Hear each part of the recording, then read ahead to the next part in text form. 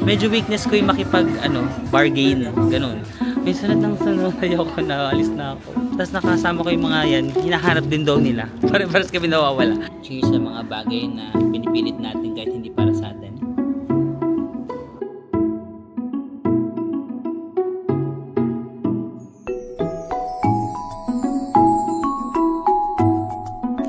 Hi guys! Welcome back to my channel. So it's our last full day here in Shanghai, China. And for today's video, bibisitahin na natin yung sinasabi kong wholesale market dito sa Shanghai. It's called Qipo Wholesale Market.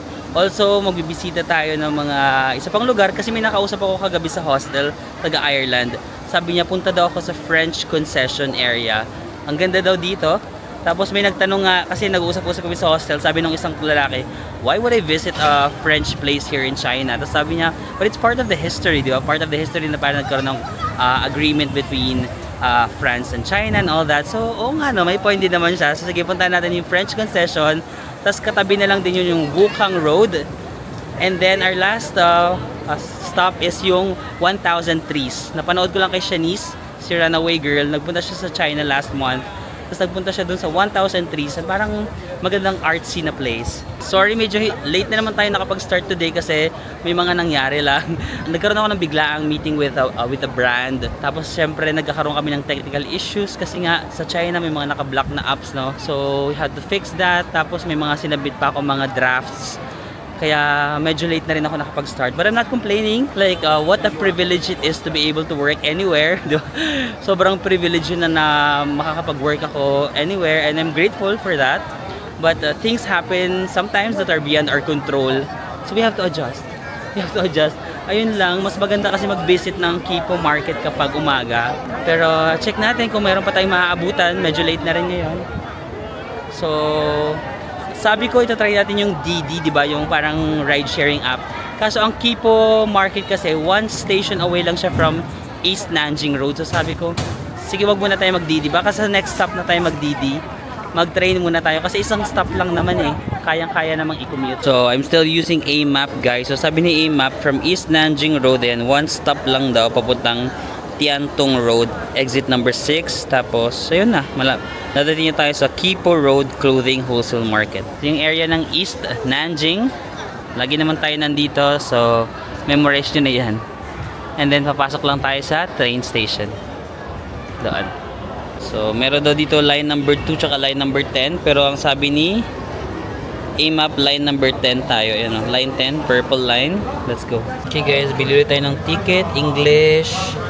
Tapos, line number 10. Line number 10, purple. So, nasan tayo ngayon? Nandito tayo sa East Nanjing. Saan yung East Nanjing? East Nanjing Road. Wala, ba't di ka nakikita? Ayun, East Nanjing Road. Tapos, pupunta tayo sa Tiantong Road. Okay. Tiantong Road, 3 Yuan. QR. Okay. Scan the QR. Okay, Alipay. In-scan ko lang siya using Alipay. Tapos, maghihingi siya ng password mo. Pinassword ko na. Tapos lalabas na dyan yung ticket. So day 5 in Shanghai, still cashless. As in wala akong dalang physical cash, guys. Sa buong trip ko dito sa Shanghai, lagi lang ako naka-Alipay kasi lahat Alipayable or WeChatable. Basta kailangan mo i-link yung credit card mo, guys, better kung before ka magpunta dito sa China. Again, just look at the signages. Line number 2 doon. Pero dito tayo sa line number 10. The purple line. Lakad lang tayo. Yun lang, medyo malalawak kasi yung mga train stations nila dito. So, may ano talaga. May a little bit of walk. I think it's very common, no? Very common siya sa Southeast, sa East Asian countries like Japan, Korea, China. Since sobrang lalawak ng mga train stations nila, expect talaga na mag-walk ka pagpasok mo sa train ang mag-walk. For example kasi kung taga Pilipinas tayo, sanay tayo na pag-enter ng train, usually nandyan na agad yung station, di ba? Dito, ayan, medyo may walk talaga siya. But again, good thing may mga English signages naman sila nang nakasulat, nakatranslate naman to English dito sa Shanghai. I think sa ibang parts of China, medyo hindi daw masyadong naka-English. But Shanghai, I think you don't have to worry. Naka-English yung mga signages nila dito. Pero yung mga tao, hindi lahat nag-i-English ha. Marami pa rin hindi nag-i-English. Pero may mga iba naman na nakakapag-speak ng English. Ayan, nandito na tayo sa platform. May dumating na train pero hindi yan yung ating sasakyan. Dito tayo sa kabila. Ayan. Makikita nyo naman ay, tama ba yun? Tama ba? Ay, oo. Alam mo, Yuyuan Garden din pala dito sa line 10. So, East Nanjing, Yuyuan Garden yung next. Pero, tama. Doon tayo sa kabila, Tiantong Road. So, since naka-grade out to, dito tayo sa kabila. Dapat hindi siya naka-grade out. Okay, di ba guys, 3 yuan yung binayad natin sa train. If ever gusto nyo mag-DD or mag-taxi, meron din namang nakasulat dito sa A-map kung yung estimated na gagastusin nyo. So ayan, if ever gusto nyo mag-taxi, nasa mga 7.4 to 10. Sabihin mo na lang on the average, nasa mga 8 to 9 yuan. So 3 yuan lang yung train, pero kapag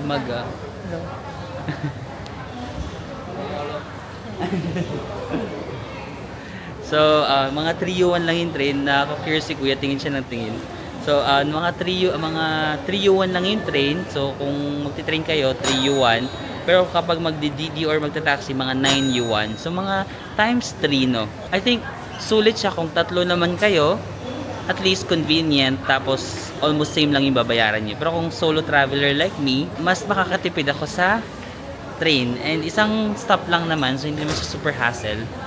So, ayan. At least meron kayong idea ng range ng gagastusin. Sabi dito sa DD, mag-exit ako sa exit number 6. So guys, sa exit number 6, may mall na. Ito na ba yun? So yun guys, maraming ang tinda dito. Pero beware lang kasi yung ibang mga imitations lang dito guys ha. May mga, alam niyo naman in China, meron silang a little reputation na mahilig sila sa imitation. So, yung iba dito, sobrang mura kasing imitation lang. Pero, may mga nagsasabi kasi sa TikTok na parang maganda rin yung mga quality. So, ito yung parang range ng prices nila. 39, kung dalawa, 70, pag tatlo, 100. So, ito yung mga ano nila, pieces. Ganun lahat. 39, 70, 100. So, the more na bibilhin mo. Ayan, medyo okay din yung tela, ha. Waikiki. No? Ayan, so kung gusto nyo lang mag-outfit ng mga cutesy din, magkano ba yung 100? So 100 is 800 pesos siguro, no? So kung divide by 3, magkano each? 230. 233. Not bad, no? Pati ito, 230 lang yung isa. Kung tatlo yung bibilhin nyo, maganda pang ano na siya. For girls, and they also have dresses. 99 yuan yung dresses. Cutesy.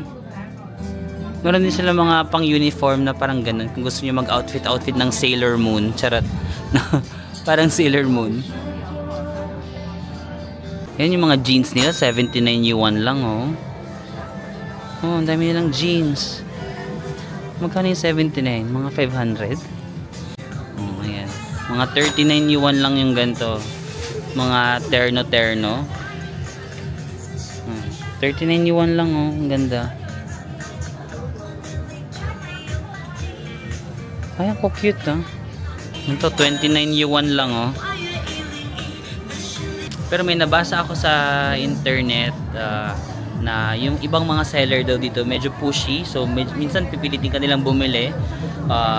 Ano lang, dapat matatag ka lang, like walk out calmly, maging calm ka lang at wag mo lang sila masyadong pansinin. Tapos kung may bibigay daw sila na presyo, ihagel mo daw agad ng 50%, tapos sasabihin nila no, tapos sasabihin mo 50%, no, 50%, tapos walk out ka daw ng konti, tapos sasabihin nila sige na nga, ibibigay ko na sa'yo. Pero hindi ko kasi kaya yung medyo ano ko yun, weakness ko yung makipag ano, bargain, ganun. Pero ito try ko kung kaya ng powers ko. Ito din guys, so mura lang, 39, 70, 100. May mga ganito ka na full outfit. May pakwintas pa si Mayor. Ayan, no? May mga outfit inspiration. Ganun lang din. Hindi ko maintindihan. Kapag 1 ba, 39. Ano yung 170? 3,100. Ganun siya.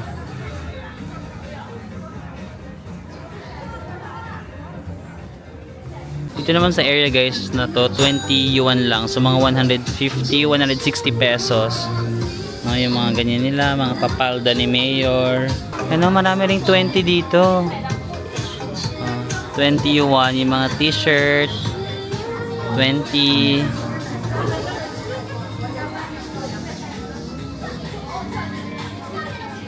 May mga toys din dito. Naalala ko yung pamangkin ko. Ito naman guys, 39 yuan. So mga 300 pesos. Yung mga parang naka-cro. Ano tawag dito sa ganun? Cross. Ano na ba to? Crochet? Parang nakaganyan siya, oh. So dito mga 100 pesos lang talaga. Na mga ganun lang yung tindahan dito. Cross stitch. Uy, nalimutan ko yung term for that. Ginagano na crochet. Crochet ba yun? Sorry, ang dami ko na kasing iniisip sa adulting. Marami tayong mga iniisip na ibang importanteng bagay kesa sa crochet. Nandun silang mga pang kids, no? Kung meron kayong mga anak na babae, tapos may pupuntahang events or party.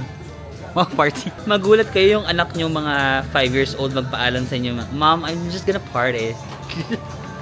Party, I mean mga kids party ba? Hindi yung party na tugs-tugs ha. Okay guys, sa second level naman parang panglalaki dito. Ang mura lang din, no?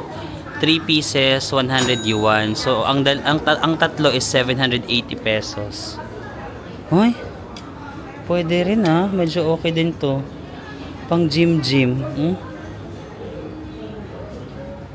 So 200, magkano yung isa? Mga less than 300 pesos, no? 260. Ayan, oh. 3 for 100. Ay, cute nito. Di ba? Parang pang everyday shirt lang. 260 ang isa. Meron ding black. Kala parang gusto ko dito.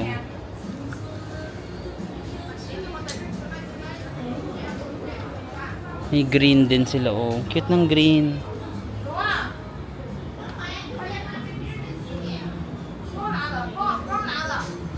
So, may mga polos din sila, oh. Informa pala natin guys, naka all black na naman tayo. Nakakatangkad yung mirror nila, ha. I love it. Ayun, may mga ito silang shirt. Ang cute. Di ba? 780 tatlong t-shirt na. Gusto ko rin yung mga black, eh. Parang okay din naman yung quality. Actually, hindi rin siya super nipis. Tingnan nyo, no? Medyo okay. Siyempre, hindi siya super kapal. Pero parang okay din.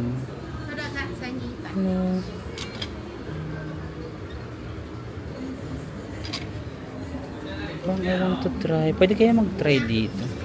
Napabili tayo ng tatlo. So, tatlo 100. Bumili ako ng purple. I want X. Is this XL? Oh yeah, XL. XL kasi parang gusto ko oversized siya guys. So yan, tatlo green, pink, and purple. Meron silang pantalon, 2 is for 100. Yeah, okay, thank you. But I want this kasi parang mas gusto ko kasi yung mga ganito. So parang 300 pesos lang each. Gusto ko yung mga ganito kasi usually pag summer, I think I like this. Ayan guys, kakatapos lang natin makamili dito. Tapos may sunod sa akin na babae. Parang ifo-force talaga nila kayo na parang bumili. Sabi ko hindi talaga, meron ako nabili. So yun lang, kailangan ano ka lang, dermatology ka lang dapat dito. Pero may mga shoes din sila and other stuff here. For example, ayan, may mga sapatos din dito. 50 lang. 20. Ayan, may mga 20 din dito. We also have shades. 20, 50. No, thank you. No, thank you. Kala talaga nila marami akong pera, guys. Kasi may nakikita kasi silang may ganito ako. So, akala nila, bibili ako na marami, guys. Naka 200 yuan na ako dito. So, tatlong t-shirt tsaka dalawang pants. May sunod ng sunod. Ayoko na. Alis na ako. And guys, they have more shops here. May mga damit din sila dito. And all that. 69. Ganon. Mas may mga shoes din sila. Wala, hindi nila talaga ako ano, thank you. Thank you. Ayan guys, hindi na talaga siya tumitigil. Saan na kaya ako susunod? Exit na tayo. Ano, thank you, thank you. So, akyat naman tayo. Akyat na lang ako. Oh my gosh, na-stress na ako. Keep calm. When faced with challenges, you have to keep your calm. Iba-iba silang sumusunod, guys. Iba-iba. Pag nakita nilang may ano ako, ganito. Sorry. So, actually, nabasa ko na naman to sa online na may mga seller do talaga na very pushy. Hindi ko na-expect naman, may experience ko talaga siya. So yun guys, lumabas na ako, hindi ko talaga kaya. Hindi ko kaya, may mga sumusunod sa akin, tapos parang kinakalabit-kalabit nila ako, na ano ako, na pressure ako. So sabi ko, buti na lang, may nabili agad ako, kasi kung pumasok ako dun sa ano, baka wala na ako nabili. Buti dun sa may bungad pa lang nung sa may second floor, sa mga men's, nakabili na agad ako. So ito 100 yuan yung tatlo. So itong ating mga nabili. First one is this green shirt. Tapos second one, the purple one and the pink one. So ayan, naka 100 yuan tayo dyan, and then 100 yuan din yung dalawang pants. So gusto ko kasi yung ganitong pants, yung parang ganyan lang. So ayan, ito yung first, and then this is the second one. So yan lang guys, you can also visit Quipo Wholesale Market, pero ayun lang, be ready lang sa mga tao. Pero kung you don't mind naman, especially kung marami kayo, like hindi naman sila nakakatakot, hindi ka naman nila sasaktan or what, ayun lang, medyo makukulit lang sila. Okay guys, for our next stop after the shopping, pupunta tayo sa 1000 Trees. Tapos sige, try ko na mag-DD. So ang DD kasi is naka-integrate na rin siya sa Alipay. So pumunta lang ako sa Alipay, tapos DD. Tapos ayan, around 18 to 19 yuan daw from dito sa, ano ba nga ba to? Tiantong Road to 1000 Trees. So mga 150 pesos. Sige, ilalaban ko na to para makapag-DD tayo for the first time. Agree and authorize. So ayan daw, 18.6 daw. 18.6 ang ating babayaran.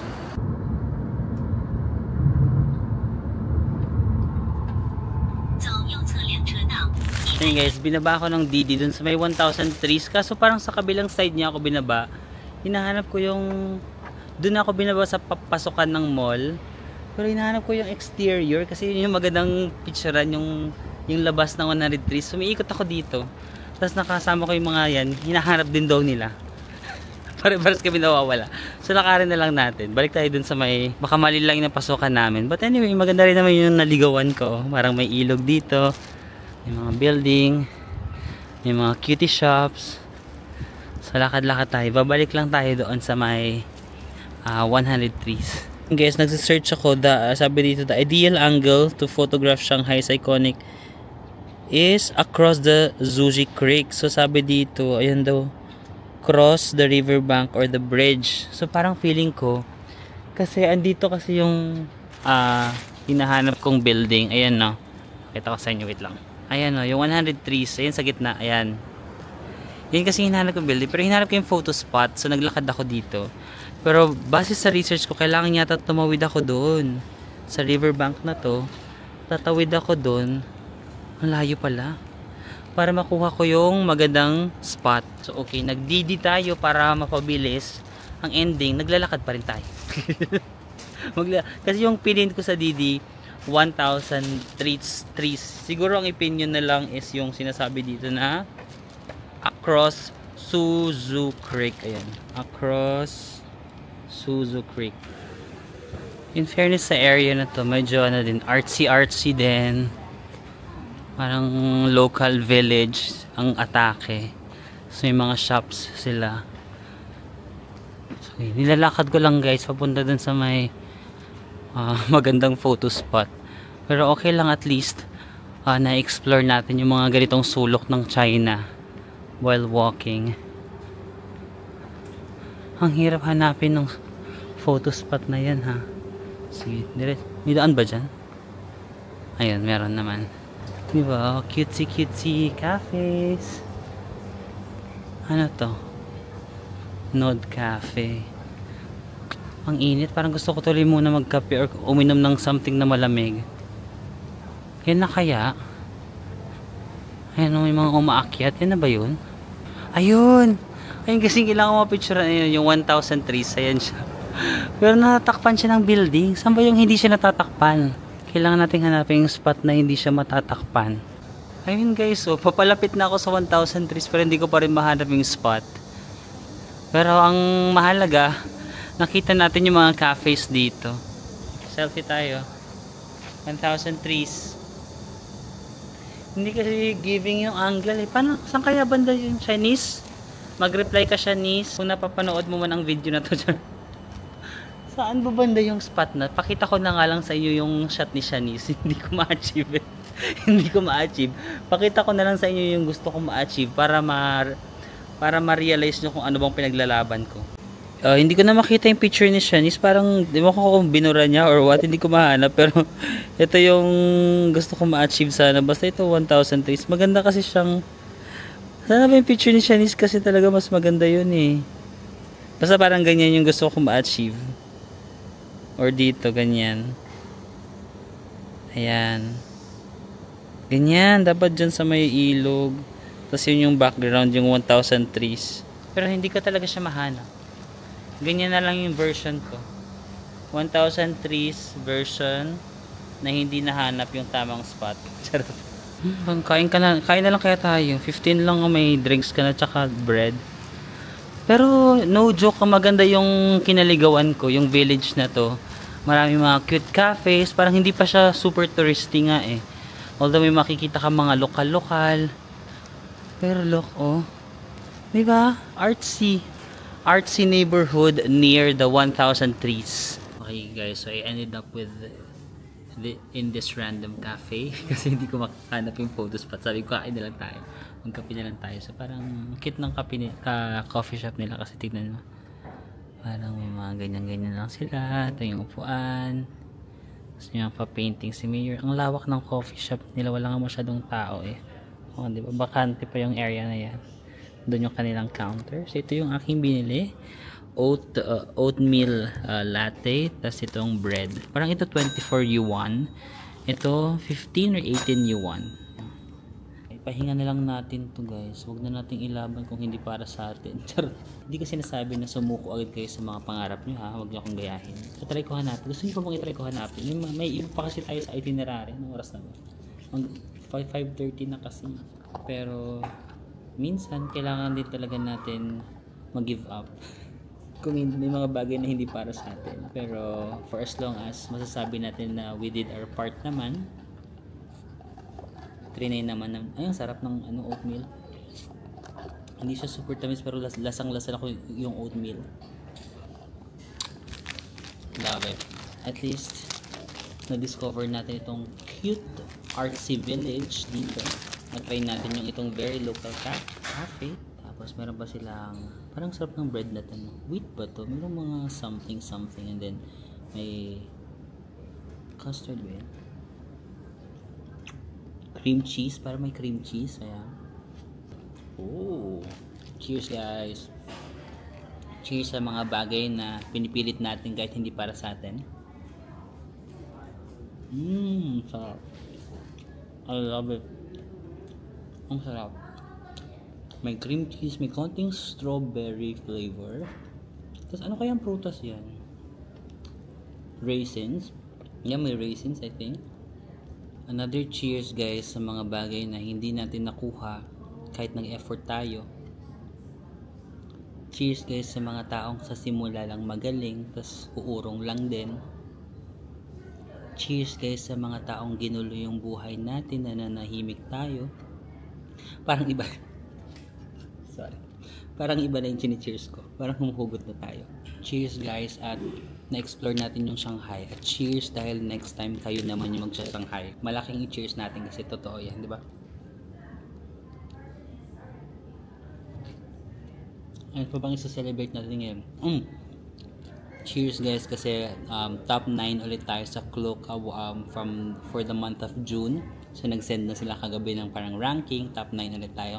So maraming salamat sa always paggamit sa discount code ko na Marvin sa Mako Klook. Tsaka yung creator shop ko pala, by the way guys, no, para makakuha pa kayo ng maraming discounts, search nyo lang sa Klook Marvin sa Mako, tapos makikita nyo creator shop, yung mga more discounts doon, and doon yung mga recommended kong hotels. You might want to check that out. Cheers. Another cheers guys pala guys, because hindi pala mazoom to. Dahil ngayon 130,000 subscribers na tayo. 130,000 strong. Cheers to that. Kaway, welcome sa mga bagong part ng ating family, ng ating community. Maraming salamat sa laging panonood at sa pagsusubaybay sa mga ganap ko sa live. Cheers! Guys, halfway na tayo ng taon. Ngayon is July na ngayon. July 4 na ngayon. So, nakakalahati na tayo ng 2025. Sana kinakaya nyo pa. I hope na nasa magandang katayuan kayo ngayon. Kung hindi man, sana matapos na yung mga pinagdadaanan mo para hindi ka na tulalay sa isang tabi at di mapakali. So yun guys, punta na tayo sa French concession. Mali pala yung sinasabi ni AMAP. Diba si AMAP, sabi ko papunta ako ng French concession, sabi niya estimated daw mga 24 or 25 yuan. Pero nung binook ko na siya sa Didi, hindi siya 25, ayun siya 42 or 35 yuan. So mga 330 pesos. So since medyo mahal, 330 pesos, maglalakad na lang tayo. Ay mag-train na lang tayo.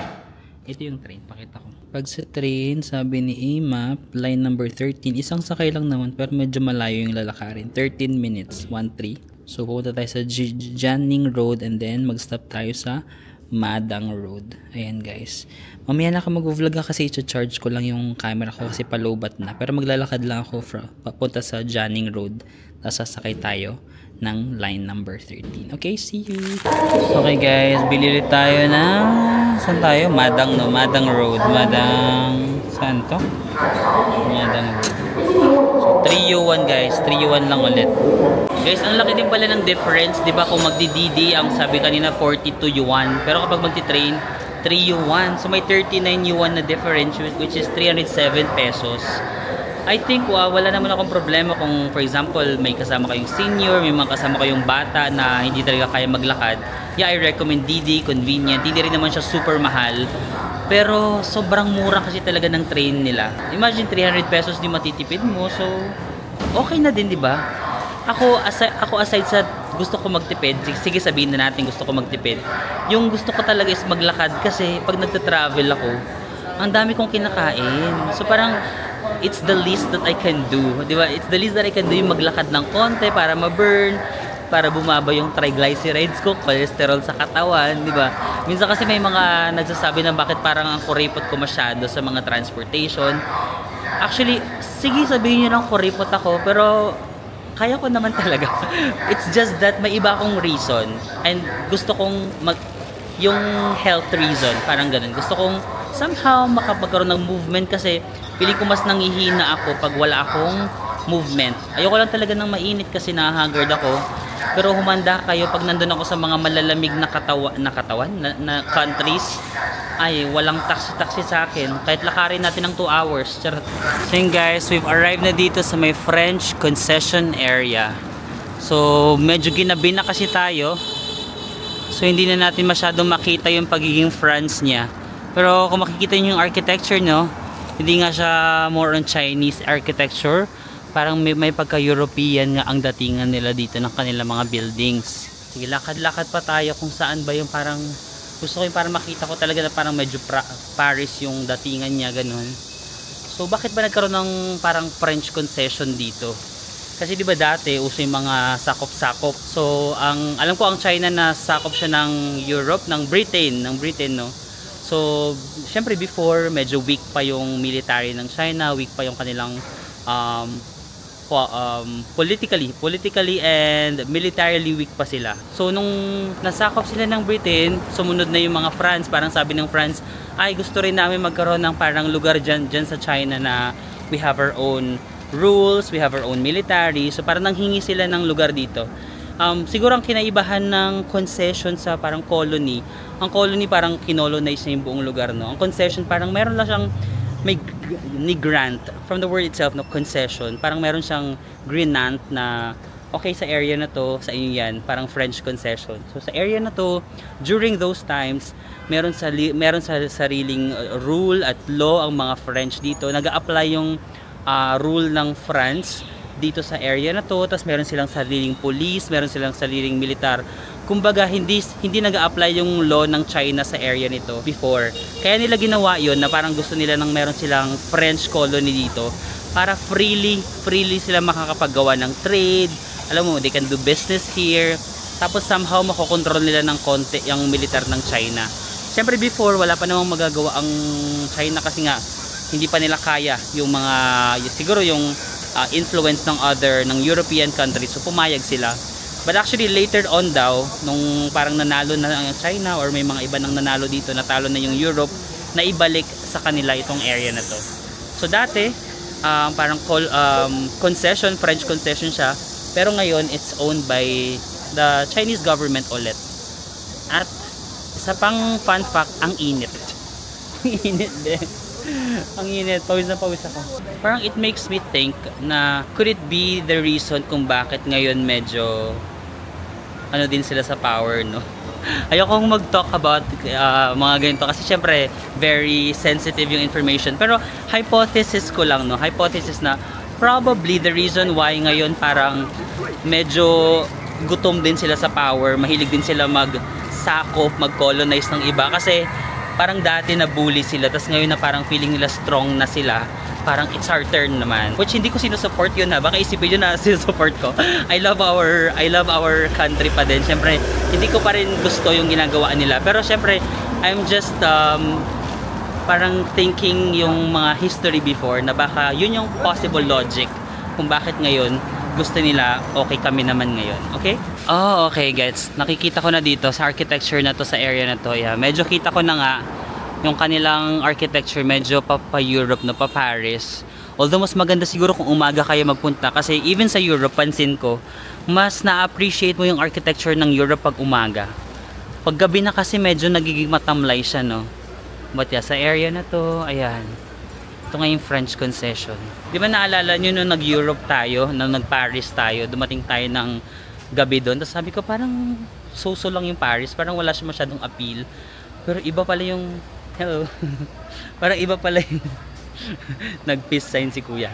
Iba pala yung dating ng Paris noong gumising tayo nung kinabukasan, nung umaga na parang, wow.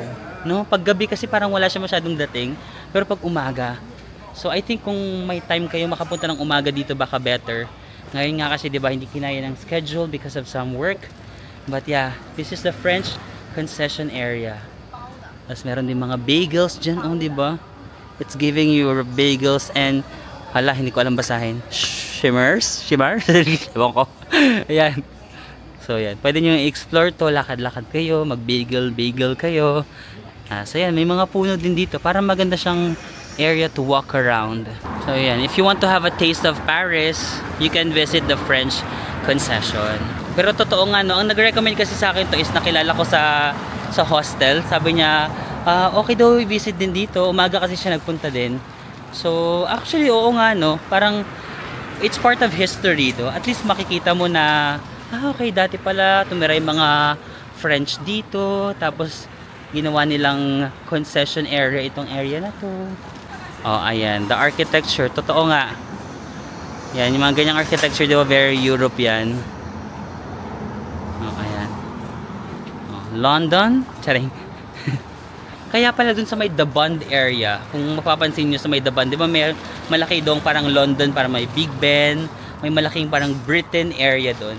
Siguro parang British concession naman yun, yung area na yun.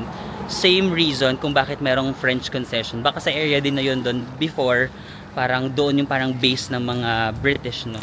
Okay guys, I'm back here sa train station. We're going to our last stop today sa Wukang Road. So again, sobrang daling i-commute ng Shanghai. Ngayon ko lang siya na-appreciate. You just really need the right app, and that's A-Map. Paulit-ulit kong sinasabi guys, A-Map talaga yung magtutulong sa inyo para ma-navigate yung Shanghai. Kasi Google Maps hindi talaga. Pero ayan, so sabi niya nandito kasi tayo ngayon. Sakay lang tayo ng 2 stops going to Shanghai Library. Tapos mag-walk tayo to Wukang Road. Baka pwede na rin natin daanan yung Shanghai Library. Wala siya sa itinerary ko, but since yun yung nire-recommend ni Google, why not hindi idaanan na lang natin. So yun, baba tayo doon sa line number 10. Kasi dumating na tayo sa Shanghai Library Station. Ito sana yung library, kaso gabi na kasi, baka sarado na rin. If you have time, pwede nyong explore yung library ng Shanghai dyan, no? Ayan, no, malaking building. Gusto ko sana siyang daanan, but since parang gabi na at sarado na, diretso na lang tayo sa ating purpose dito sa Wukang Road. Guys, I recommend ang i-search nyo or i-pin nyo sa A-Map is Wukang Mansion or Wukang Building. Kasi pag Wukang Road lang, medyo sa iba yung tinuturo niya. So pag Wukang Mansion or Wukang Building, tama nga. Alam mo, feeling ko maganda talaga siya sa umaga. Nakikita ko yung potential ng ganda ng lugar. So tignan mo, oh. Medyo parang European din yung atake nila dito, oh. Maraming mga cute cafes and all. Tapos maraming puno, ayun, no. Parang isang buong hilerang stretch siya ng puno. Ayun, kapunuan pa mula doon sa paglalakad ko. Puro siya puno. So I think kapag maliwanag pa dito, mas maganda yung makikita to. So puntahan lang natin yung Wukang Mansion, which is a very famous landmark dito sa Shanghai. Linis din, ano? Okay guys, we finally arrived dito sa Wukang Mansion. So very famous na landmark dito sa Shanghai. Ito siya, papakita ko sa inyo. Yan, that's the Wukang Mansion. So kung makikita mo, parang nasa gitna siya ng intersection ng Wukang Road, and ito is parang, ito yung malapit sa former French concession. So yan, very famous siya na area dito. Makikita nyo, may mga nagpo-photograph dito ng mga tao. Actually, may mga nag-o-offer din ng magpa-picture. I think magandang spot yung area na yon kasi parang kitang-kita mo siya. So, gino-joke around nga daw nila na parang ito, sabi ng mga locals, hindi ka talaga nakapunta ng Shanghai until magkaroon ka ng picture dito sa may Wukang Mansion. Parang I think this is the most photographed, most Instagram spot currently dito sa Shanghai. So, di ba nga dati nasakop yung China ng Europe. So during for a time, dito daw tumitira yung mga like mga mayayamang expats or even yung mga high profile na tao dito sa Shanghai. Kumbaga dito sila nakatira, di ba? Nakikita niyo ang ganyan kasi ng location, nasa gitna sila. Parang kitang-kita nila lahat. So dito nakatira yung mga mayayamang expats dati. Pero meron ding legend na pinaniniwalaan nila na marami doon nagpakamatay sa building na ito. Parang ako si Buji. Kilala si Buji Babiera, yung nakasama ko sa Taiwan. Ganun siya eh. Yung parang ang misteryo. Para na sabihin ko, marami daw mga nagpakamatay. Legend lang, no. Hindi naman natin ma-confirm. Marami daw mga nagpakamatay ng mga high profile people dito by jumping from that building. So for a time, pinaniniwalaan ng mga locals dito na ito daw is haunted. So yun, currently hindi lang natin masyadong makita. Ewan ko kung nakikita ng camera. Ayan, kasi medyo gabi na. Siguro kung umaga kayo magpunta dito, mas makikita nyo ng mas maayos. Although pag gabi may mga ilaw-ilaw yung mga katabing building. So kaya yung area nya. Siguro kung pupunta kayo in the morning or even at night naman, may mga bukas pa rin mga cafes. So famous daw din to sa mga cafe, yung area dito. Maraming mga coffee, bookstore. Kung gusto nyo magbasa-basta, mag-picture-picture for the aesthetics, yeah, you may want to consider visiting this area. So yun guys, nag-picture na ako kasi last day ko na sa Shanghai, wala pa rin akong picture. So 30 yuan per photo. So depende kung ilan yung mapipili natin. Hopefully merong okay. Yan, si Kuya nag-picture sa atin. Dito tayo nagpa-picture sa may Wukang Mansion. So yan, pinipili ni Kuya. Marami kaming shots na ginawa, pero syempre hindi ko bibilin lahat. Pipili ako kung ano yung feeling ko na maganda. 30 yuan daw per photo. Guys, ito na yung mga photos. Papakita ko na lang dito kasi parang hindi masyadong nagsushow sa camera yung details. Pero maganda siya. Hindi lang masyadong kita sa camera, pero maganda. Ang cute ko dito. Mamaya papakita ko sa inyo. Sino ka dyan? Diba?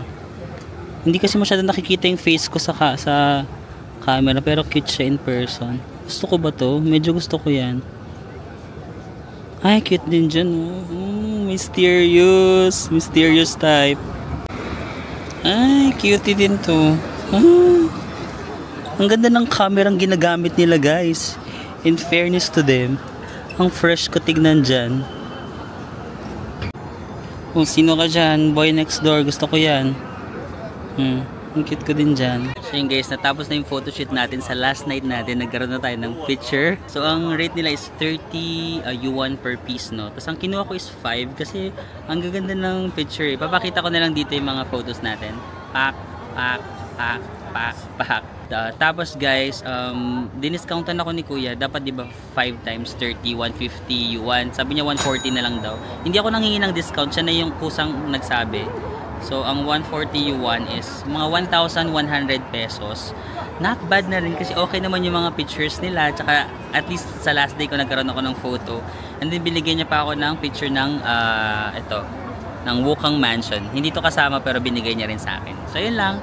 Kung gusto niyo rin magpa-picture, ganun yung mga rate nila, nasa 30 yuan per photo. Siyempre marami silang kinuhang photo sa akin, mga 20 plus, tapos pipili ka lang dun kung ano yung gusto mo. Or 30 plus siguro madami yung sa akin. Pinili ko lang. Dapat nga dalawa lang yung kukunin ko, pero cute kasi yung ibang photos. So sabi ko okay na yan. Okay guys, we're back here sa Nanjing area, no. So actually, kagaling ko lang sa hostel, nag-ayos na ako ng mga gamit ko, nagtiklop na ako ng mga damit ko. Kasi bukas, isaalis na tayo. This is our last night na dito sa Shanghai. Naka shorts na lang ako, tsaka yung chinelas ko yung chinelas ng hostel. Naghahanap lang ako ng makakainan or parang hindi makainan, drinks. Kailangan ko lang ng drinks, tapos after nun, isa-summarize ko na kasi dun sa loob ng hostel yung total na nagastos natin dito sa Shanghai trip natin for 5 nights. Kasi for sure some of you, Shanghai lang yung pupuntahan para magkaroon kayo ng idea kung magkano yung estimate na gastos. Kasi tomorrow, pupunta na ako sa isang city, it's called Chongqing. Hindi naman siya madalas puntahan ng mga Filipino, but kaya sabi ko isa-summarize ko muna yung Shanghai para meron kayong rough estimate kung magkano yung magagastos nyo if ever Shanghai lang kayo dito. But currently it's 1 in the morning 1 AM na guys. Yun lang yung maganda kapag nakastay ka dito sa Nanjing Road kasi pwede ka pa maglakad ng ganitong oras. May konting tao pero konti na lang yan. May meron pa naman ako nakakasalubong na konti. Ayan. Pero syempre yung mga shops sarado na, like Sephora, ayan, yung M&M's. Naghahanap lang ako ng McDonald's kasi may nakita ko McDonald's somewhere here. Sana 24 hours sila. Bibili lang ako ng drink. By the way guys, so may nadaanan ako parang self-service na coffee. For example, gusto mo mag-order robot, 10 yuan yung kanilang mga lattes, ganun. Yan o, automatic self-service coffee machine. Pero maghanap muna tayo, baka open kasi yung McDonald's. Pag hindi open yung McDo, dyan na lang tayo sa self-service na kape. Gusto mo yung nagkape tayo ng madaling araw 1 AM. Alam, kailangan ko na pala matulog kasi kailangan ko umalis ng Shanghai mga 7:30 para dadating ako sa airport 8:30. So dapat magising na pala ako ng 6:30. 1 na, 2, 3, 4, 5, 6 5 hours na lang yung tulog ko, tapos nandito pa ako sa labas. Wala na naman tayong tulog for today's video. Okay lang, matutulog na lang ako sa airplane. Ay, sarado yata yung McDo guys. Ayan o, parang wala ng ilaw. Bukas ba to? Sarado na, no? Ay, may mga bukas pang shops, ganyan no guys. Siguro pang mga may hangover yan. Charot. No, dito lang sa may kabilang kanto ng Nanjing Road. Maghanap na lang ako ng convenience store. Ayan, perfect. May Family Mart dito. Dito na lang tayo bumili ng makakain, may inom or something. Yung guys, ang nakuha lang natin is water and itong vitamin vitamin C para lang meron tayong inom lang ako ng gamot kasi alam mo naman meron tayong mga gamot na iniinom. Actually sa hostel namin sa baba, sa may ground floor, sa may lobby or sa may restaurant, marami pang tao kasi parang bar siya eh. So kung gusto mo makipag-socialize, pwede naman. Ng mga first few days nakikipag-socialize naman ako. Yung sa third floor, parang working area. Kung gusto mo mag-work, kung gusto mo ayaw mo nang maingay, sa third floor ka, merong common area doon. Kung gusto mo maingay at pakipag-usap ka sa mga strangers sa first floor. Pero ngayon kasi low-bat ako, parang wala akong social battery. So ayoko makipagkwentuhan. Dito na lang tayo sa labas. Ayan. Ay, doon na, sige, sa third floor na lang tayo kasi tahimik doon. Doon ko ipapakita sa inyo yung total expenses natin. Iko-compute ko lang. Tapos i-share ko sa inyo. Wait lang. Titikla ako ng medicine ha, and see you later, alligator. Hindi ko kayo masyadong na-tour sa hostel namin guys, pero nandito ako sa second floor, yung lobby, may bar, cafe. Third floor yung guest room, yung leisure zone, yun yung parang pwede ka mag-work. May gym pala, hindi ko nakita yung gym. Tapos may laundry din sila sa fourth floor and drying area. Okay guys, nandito na ako sa parang common space namin, so medyo babawasan ko lang yung voice ko kasi nakaka-storbo ako, pero dito sa third floor yan. Meron ditong common space. And ayan. Madaling araw na, dami pang tao, no? Actually, tignan yung oras. 1:48 AM na. So, okay. Ito na. Sinummarize ko na yung ating nagastos sa 5 nights, 6 days dito sa Shanghai. So, start tayo. Ito. Manila to Shanghai round trip flight, 11,796. 5 nights accommodation, day and hostel, 5,334 or 1,067 per day. Activities, nagbook ako sa Disneyland and Huangpu River Cruise, 5,2 and 1,1. Ito ang total, 6,3. Of course, if mag-book kayo ng mga Disneyland and mga activities, alam niyo na yung gagawin. You can book it on Klook and use my discount code Marvin sa Mako Klook. Also guys, i-visit nyo rin pala yung aking Klook Creator Shop. Marami pang mga discount codes doon. So, ayan. Take nyo lang sa Klook, Marvin Samako. Tapos makikita nyo to. I-redeem nyo sayang yung mga discounts kasi dito. Ayan. Japan. Tapos dito, merong mga 15% sa Taiwan, sa Vietnam, tsaka Japan. Tapos kung magpupunta kayo sa Hong Kong Disneyland, click yung theme park. Ayan. Theme park. Oh, 8%. Ito nga ang bilis maubos. Naubos na tuloy yung Hong Kong Disneyland. Ubusan kasi to guys, so bilisan nyo. Ito, Universal Studios Singapore, saka Universal Studios Japan. Yung Hong Kong Disneyland, ang daming gumamit. Naubos agad, kaya huwag kayong magpahuli ha. Click nyo lang Marvin Samako, tapos makikita nyo itong aking shops. Okay guys? Okay, back tayo sa ating budget. Ayan. Sa food naman, lahat kasi to food, transportation, tsaka shopping, naka-Alipay ako, so mabilis ko siyang na-compute. Ito yung yuan value, ito yung Philippine peso value. So sa food, 5,000. So lumalabas na 1,000 per day ako. Transportation, sobrang mura ng transportation dito. 565. Shopping, tsaka yung mga bayad ko sa pag-picture, ganyan. So, ang total niya is 31,938. Pero kung manggagaling kayo sa Philippines, syempre add nyo yung travel tax. So, roughly mga 33,000 to. What I love about Alipay, ito yung Alipay, kasi makikita mo dito yung transactions mo. For example, food, 49. Transport, ayan o.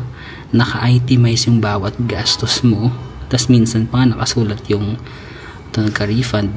Clothing, ayan o, yung parang shopping ko, diba? Ang galing kasi ina-itemize na ni Alipay. So madali mo ma-accounting kung gusto mong tignan talaga yung mga nagastos mo. So sobrang helpful, no? Very very helpful talaga Alipay guys, kasi natatrack mo lahat ng mga gastos mo. So parang maganda, sobrang nagagandahan ako sa Alipay. Nakalink na yung DD kung gusto mo mag-transport, tapos doon ka na rin magbabayad sa Alipay. AMAP, sobrang importante ng AMAP. Ayun lang naman. Do note kasi itong budget ko na 32,000 or 33,000 pesos kasama yung travel tax. This is 5 days, 5 nights and 6 days. Kaso naka-hostel kasi ako dito. Pero kung gusto niyo mag-hotel, sige, check natin yung mga hotel sa Klook. Ayan o. So, nag-check ako ng mga hotel dito sa Shanghai. Ito yung mga lumabas. May mga filter dito. Sabihin natin close to subway para maganda yung mga locations nyo. Ito. Kita nyo yan.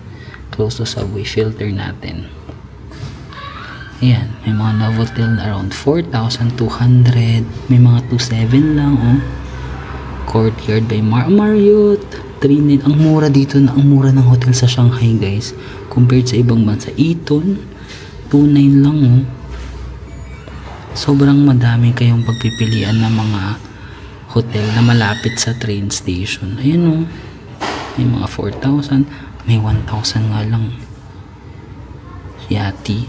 I think naman dito sa Shanghai, akala ko dati mahirap siya i-commute. Pero kahit basta malapit lang kayo sa train station, ang hotel nyo, okay ka na dun. Kasi sobrang dali lang talaga mag-commute dito.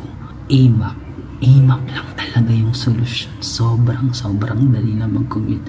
Akala ko dati parang dapat dito ka nakastay sa Nanjing. Maganda yung area ng East Nanjing People Square. Pero, for example, may nakita kayong mura na hotel tapos malapit sa train station kahit hindi dito sa area. I think okay pa rin eh. Kasi sobrang dali lang talaga mag-commute. Na medyo na-conscious ako sa ingay ko kasi walang nag-iingay dito. So, bubulong na lang ako. Sobrang mura ng transportation sa China. Sobrang mura ng hotel compared sa ibang lugar. Diba? Tignan nyo mukhang magaganda. Nag-hostel lang talaga ako kasi imagine 1,000 per day lang ako. Kung mag-hotel ako, 3,000 sabihin mo. 3,000 per day tas 5 nights. 15. Mali pa. 3,000 times 5 days. 5 nights o 15,000, diba? Kung dito 5,000 lang ako, parang nanghihinayang ka sa 10,000 na difference. Pero kung hindi nyo kaya ng makipag-share ng space with other people, kasi I understand some of you hindi kaya, ayun, mag-hotel kayo. Kung dalawa naman kayo, pwede nyo namang hatiin. Kung may ka-share ako, mag-hotel na ako kasi konti na lang yung difference eh. Kasi syempre solo ako, so parang sige, mag-hostel na lang ako. Ayun guys, I hope ibigay nyo ng chance yung Shanghai kasi I swear, isa talaga siya sa pinaka favorite ko na cities. Underrated lang siya, hindi lang siya masyadong naha-highlight, pero ang ganda niya. Siguro mas maganda pa kung cold weather kasi yung init lang talaga ngayon, pero kung cold weather kayo magpunta, sobrang perfect na lang siya ngayon. Tapos mas mura pa siya compared sa Japan, mas mura siya compared sa Korea. Madali lang naman din mag-apply ng visa, di ba? Gumawa ako ng video kung paano kayo makapag-apply ng visa. So ayun lang, sana may mga natutunan kayo dito sa video ko sa Shanghai, no? So mas na-appreciate ko yung Shanghai ng DIY at mas napatunayan ko na sobrang dali lang mag-commute dito. Dati kasi sabi ko, oh my gosh, ang hirap mag-commute sa China kasi naka-Google Maps kami pero wala yung AMAP talaga. Salamat sa nakilala kong taga Mongolia, siya yung nag-introduce sa akin ng AMAP. Grabe, yun yung solusyon. Sobrang dali, sinasabi ko sa inyo, sobrang dali mag-commute dito sa China. Mas madali siya compared sa Japan. Parang mas madali pa nga siya compared sa Korea.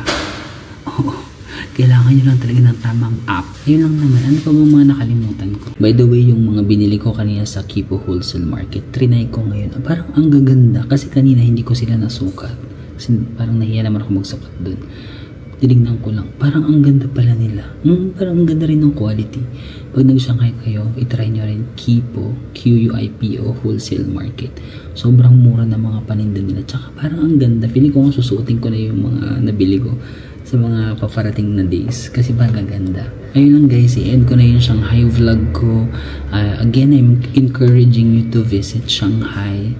Mag-iiba talaga yung pagtingin nyo, pagpunta nyo dito. Mainit lang ngayon kung summer kayo magpupunta, pero ang ganda ng lugar. Kumbaga mag-iiba yung kung ano yung mga napapakita sa media. For example, magkakaroon kayo ng ibang perspective na parang ay hindi naman pala delikado yung lugar. Ay okay naman pala yung mga tao dito. So, ang ganda ng lugar, ang linis, ganun. So I hope yung Shanghai series natin naka-encourage sa inyo na mag-visit din dito. Sige na, naiyan ako. Naiyan ako guys ha, tama na yung chika kasi yung iba dito mga nagtatrabaho, mga night shift yata sila. So kung solo traveler kayo, pwede kayo dito sa hostel, 3rd floor pang mga chill lang nag-work, 1st floor, 2nd floor pang mga party. So depende sa personality nyo, you always have a space here. Medyo ano lang talaga, medyo magulo lang sa akin kasi all male kami. So medyo makakalat lang talaga yung mga gamit sa loob kasi puro lalaki. But sanay naman ako doon. Bahala na. Yan lang. Maraming salamat. Kita-kits ulit tayo sa susunod na city dito sa China na bibisitahin natin, ang Chongqing. Okay guys, mag-ingat kayo. I'll see you again on the next one.